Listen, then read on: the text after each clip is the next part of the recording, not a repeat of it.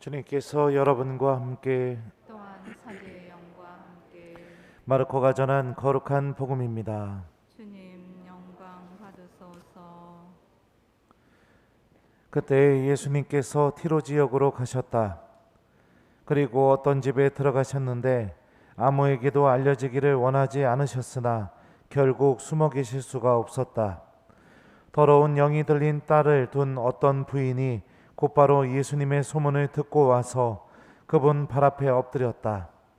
그 부인은 이교도로서 시리아 페니키아 출신이었는데 자기 딸에게서 마귀를 쫓아내 주십사고 그분께 청하였다. 예수님께서는 그 여자에게 먼저 자녀들을 배불리 먹여야 한다. 자녀들의 빵을 집어 강아지들에게 던져주는 것은 옳지 않다 하고 말씀하셨다. 그러자 그 여자가 주님, 그러나 상 아래에 있는 강아지들도 자식들이 떨어뜨린 부스러기는 먹습니다 하고 응답하였다. 이에 예수님께서 그 여자에게 말씀하셨다. 내가 그렇게 말하니 가보아라. 마귀가 이미 내 딸에게서 나갔다. 그 여자가 집에 가서 보니 아이는 침상에 누워 있고 마귀는 나가고 없었다. 주님의 말씀입니다. 그리스도님 참여합니다. 오소서 성령님, 내가 그렇게 말하니 가보아라. 마귀가 이미 내 딸에게서 나갔다. 안녕하세요. 이뻐 죽겠습니다. 맨날 이뻐 죽겠어요. 아유, 그냥 저기 평일 미사가 거의 주일 미사 못지않게 이렇게 여러분들이 열심히 나와주니까 시모님이 너무 제가요, 사제로서 엄청 보람되고 행복한 것 같습니다. 예전에 그런 적이 있었어요. 그 교황님 오셨었을 때 제가 강론하고 외교문서 이렇게 번역했었다고, 그런 일을 했었다고 했었는데요. 교황님이 한국 방한을 마치시고 그 이태리로 돌아가시게 되었을 때 우리나라 주교회의에서는 교황님 방한 자료집을 이렇게 만들었습니다. 그래서 교황님 사진하고 그다음에 교황님이 하셨던 말씀 이렇게 번역해 놓은 거 글을 이렇게 실어 가지고 자료집을 만들어 놨었는데 저는 그게 만들어진 지 처음에 몰랐었어요. 그리고 나서 시간이 좀 지난 뒤에 새로 유학 나오는 신부님들 통해서 그 방한 자료집을 받게 되었습니다. 거기에 강론 누가 번역했다고 했죠? 제가 번역했으니까 그거를 떠들을 때 야, 내 이름이 여기에 있겠구나 이런 희망을 갖고 딱 펴서 봤습니다. 그런데 제 이름이 한 글자도 없는 겁니다. 그러니까 다른 사람이 다 한 것처럼 이렇게 돼버린 거예요.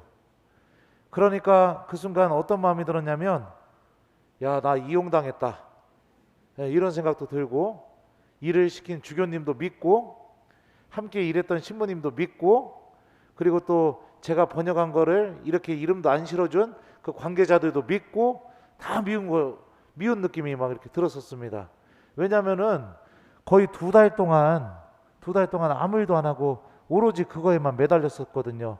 그것도 4년 만에 한국에 돌아가지고선 석사 받고 나서 4년 만에 한국 돌아가지고 부모님하고 또 지인들하고 이렇게 좋은 시간 보낼 수 있는 기회였는데 그거를 다 봉헌하고 거기에 매달려서 이렇게 열심히 시키는 대로 원하는 대로 일을 해줬는데 이름 한 글자 없으니까 얼마나 서운하겠습니까? 그래서 마음 한구석에서 그런 마음이 이렇게 스물스물 올라오더라고요. 다음부터는 주교님이 뭐 일 시키면 절대로 하지 말아야지, 이런 괘씸한 마음이 이렇게 생기게 됐던 것 같아요. 우리들의 신앙생활 안에서 우리가 좀 명확하게 구분해야 될 것이 한 가지가 있습니다. 그게 무엇이냐면 믿음은 하나님과 내가 관계를 맺는 여정입니다. 우리 믿음의 대상이 누구죠? 누구예요? 하나님입니다. 그죠? 그러면 내가 믿음의 대상이 하나님이면 하나님을 믿어 나가는 여정이 신앙생활입니다. 어떤 상황 속에서도 하나님에 대한 믿음을 버리지 않는 법을 배우는 것, 이게 우리들의 인생 안에서 신앙생활을 통해서 주어지게 됩니다.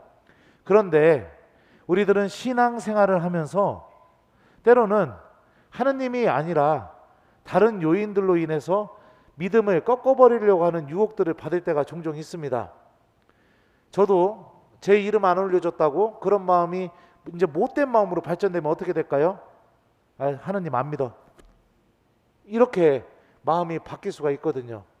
실제로 예전에 냉담자 찾기 운동을 했을 때 제가 만났던 냉담자들의 굉장히 많은 숫자들은요, 보통 신부님이나 수녀님 아니면 같은 형제 자매들에게 상처받아서 냉담하는 경우가 굉장히 많았습니다.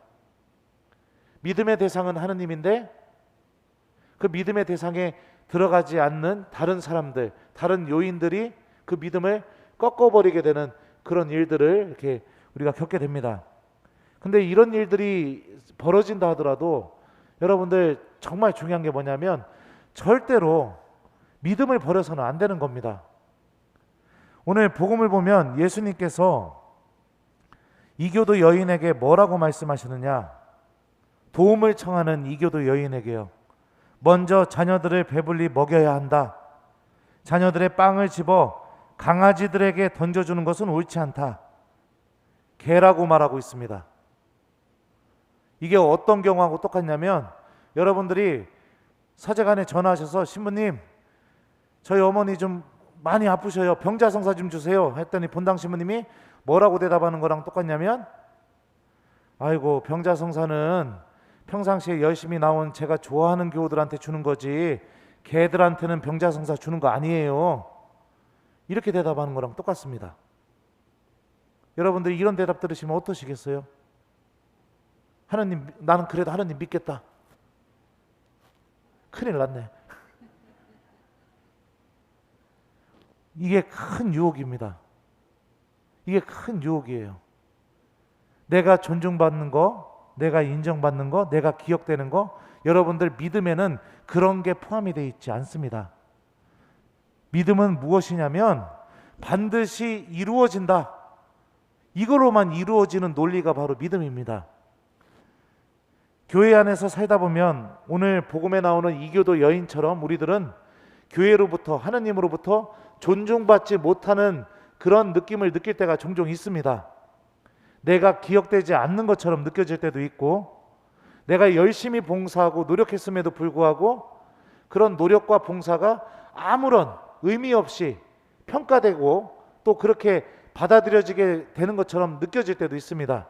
그런 순간이 찾아온다 하더라도 우리들은 절대로 절대로 잃어버리지 말아야 될 것 중에 하나가 뭐냐면 내가 존중받지 못하고 내가 기억되지 못한다 하더라도 이거는 믿음의 문제하고는 다른 문제라는 것을 우리가 끝까지 기억해야 된다는 거죠. 오늘 복음에 나오는 이교도 여인은 예수님께서 그 마귀를 반드시 쫓아주실 수 있다는 믿음이 있었기 때문에 예수님한테 개라는 소리를 들어도 존중받지 못해도 인정받지 못해도 끝까지 예수님을 붙들고 있습니다. 주님, 그러나 상 아래에 있는 강아지들도 자식들이 떨어뜨린 부스러기는 먹습니다. 왜요? 예수님이 반드시 고쳐줄 수 있다는 믿음이 있으니까. 신앙생활은 바로 이겁니다. 누구 때문에, 무엇 때문에 그냥 조금만 기분이 나쁘면 믿음이 꺾여버리게 되고 성당으로 향하는 발걸음이 멈춰버리게 되는 거, 이거는 신앙생활을 한 게 아니라 사람들과 친분 관계를 맺은 생활을 한 걸 오늘 혀가 이상하네.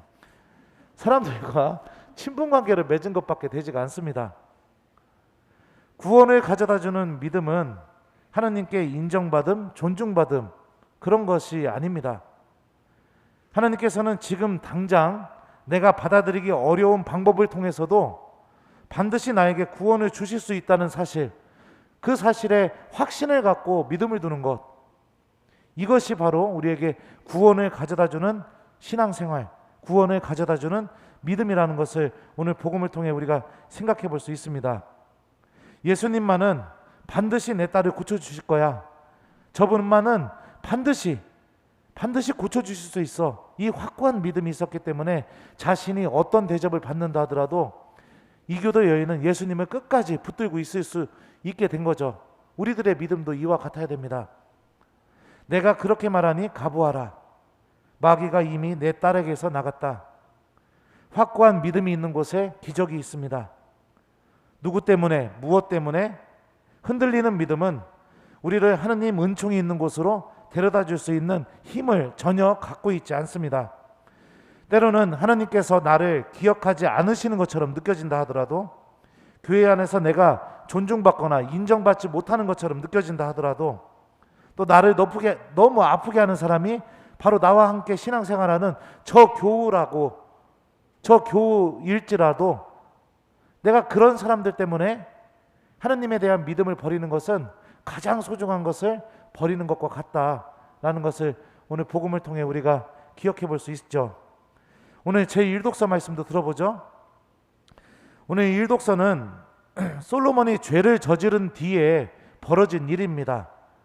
근데 하느님은 너무나 신기한 게 뭐냐면 죄를 저지르고 심판을 하십니다. 심판을 하심에도 불구하고 한 가지 우리가 주목해야 될 사실이 있습니다.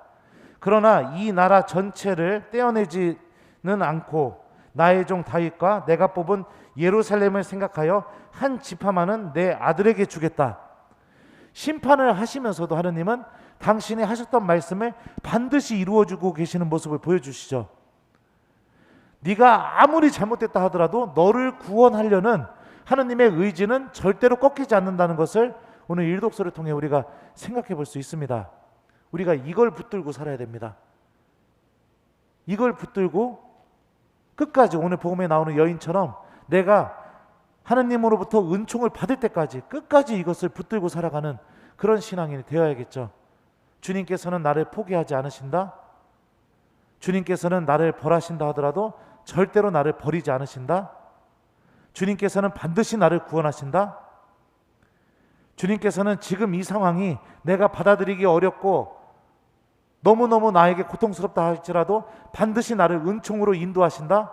이런 믿음, 이것을 끝까지 붙들고선 은총이 나에게 주어질 때까지 하나님을 떠나지 않는 것, 이게 바로 신앙생활입니다. 이게 바로 구원을 가져다주는 믿음을 갖고 있는 사람의 모습입니다. 우리들의 믿음도 이와 같은 믿음이 될 수 있도록 하나님께 도움을 청하면서 오늘 미사를 끝까지 기도하는 마음으로 이렇게 잘 봉헌했으면 좋겠습니다. 숙제 드릴게요. 오늘 숙제는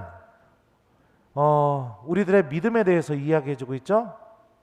여러분들 신앙생활, 하나님하고 관계를 맺는 것이라는 것을 잘 기억하면서 누구 때문에, 무엇 때문에 그런 이유를 대지 않고 오늘 저녁만큼은 저녁 기도 좀 이렇게 하시면서 하느님과 마지막까지 좋은 관계를 맺고 오늘 하루를 마무리하는 것, 내 믿음이 하느님만을 향할 수 있도록 오늘 좀 노력해보는 저녁이 되는 것, 그거를 숙제로 좀 드리도록 하겠습니다. 숙제는 저녁 기도 한번 하기입니다.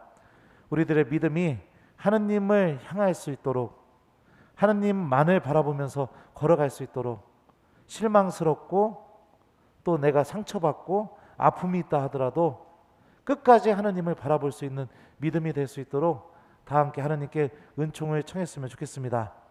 내가 그렇게 말하니 가보아라. 마귀가 이미 내 딸에게서 나갔다. 아멘.